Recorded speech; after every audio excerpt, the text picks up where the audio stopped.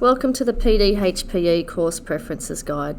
My name is Mrs. Catherine Sorojevic and I'm the PDHPE Coordinator here at Mount St Joseph. Please refer to the timecodes on screen for your interest in a specific course.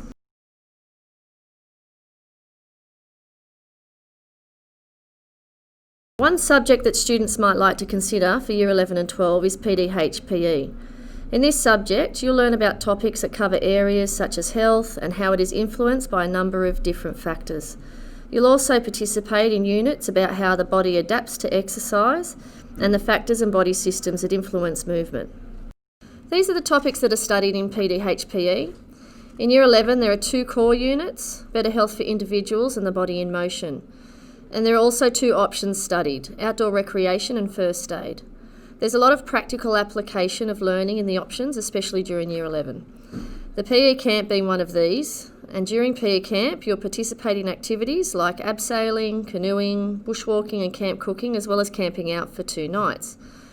The Year 12 course follows similarly with 2 core units and 2 options. Some of these units go into more depth from the related Year 11 ones. If you like PDHPE currently, then this will be a suitable course. If you happen to be interested in how the body moves during exercise, training and performance, or even the public health system, then this would be a subject that is ideal. If you look at some of the careers that lend themselves to studying PE, you might be surprised. It's not a subject just for budding PE teachers. It might also be useful for those interested in management of healthcare organisations, being involved in the health promotion or health pathways, as well as the obvious personal training, physiotherapy, occupational therapy, etc. Here are some examples of the opportunities students are provided to improve their learning outcomes. You'll see some pictures here from Year 11 PE camp, fitness testing and navigation activities. Some of the more common questions students tend to have about PDHPE in Year 11 and 12 are included in front of you. Firstly, is there any prac? 90% of this subject is theory. Students do participate in prac, but maybe not as you know prac to be from your experience of junior PDHPE. Practical lessons in PE involve you doing a more hands-on learning activity to better understand the concepts being taught. This may or may not require you to be physically active. This leads to the next 2 questions. This subject is quite different to the PDHPE lessons you would have done in Years 7 to 10. It is more similar in nature to PASS elective, but with some in-depth learning regarding individual and community health added to the mix. If you haven't done PASS as an elective, it won't matter. The only slight advantage that PASS students might have if they choose this subject is they may be more familiar with the terminology used for some topics, for example, the names of muscles and bones in the Body in Motion unit. Is this course difficult? There are a lot of concepts learned in Stage 6 PDHPE that are based on exercise physiology, which is scientific in nature. We learn about the major body systems used during exercise, the chemical compounds important in energy production, as well as some of the basic science behind fluid resistance, velocity and momentum. Because of this, we do recommend a C grade level of achievement in Year 10 science. There is also a lot of content in this course. It moves at a very fast pace, which some students may translate into the course as being difficult.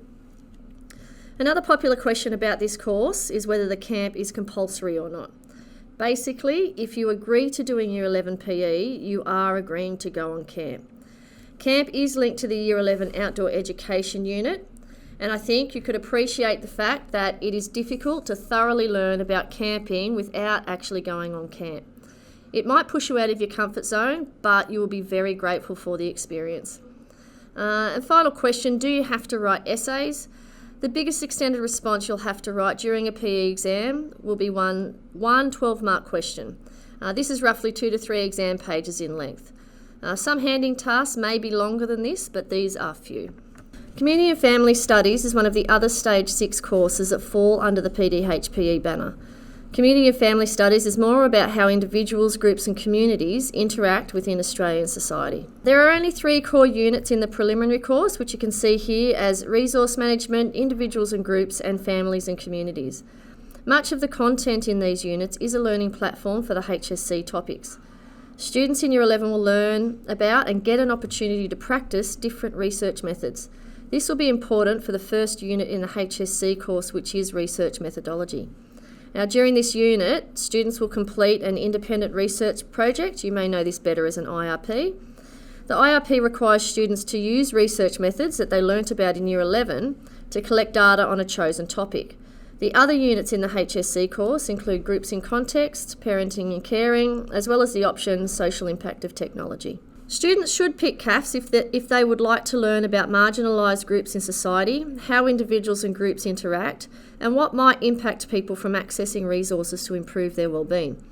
Careers that involve this type of content include social work, psychology, disability services, public health and child protection, just to name a few. There are a lot of group work and discussion activities during CAFS lessons. You can see some examples here of class activities. One of the main questions regarding CAFS is about the IRP. This is a large project, however it's only worth 20% of your total HSC assessment task. You will be very well supported throughout the completion of this assessment. This task is marked by your teachers, unlike the Society and Culture PIP, which is marked externally. Some people are of the belief that CAFS scales poorly for your ATAR. The fact is that any course will scale poorly if you don't perform well in it. Moving along, the main difference between CAFS and Society and Culture is perspective. CAFS looks at the individual and groups within Australia, where Society and Culture covers content associated with a bigger global picture. In CAFS, there is only one long extended response question in the HSC, which is worth 15 marks. Exploring early childhood is relatively self-explanatory regarding the content learned. Students look at pregnancy and childbirth and the related issues, as well as child development and the different related topics. A student can elect to enrol in either the 1 unit or 2 unit course for this subject. The 1 unit course runs during Year 11 only, whereas the 2 unit course spans both Year 11 and Year 12. If you choose the 2 unit course, you will have more lessons scheduled into your timetable to meet the course requirements. If you're interested in the development of young children, their learning and associated issues, then we recommend you pick Exploring Early Childhood as a subject in Stage 6.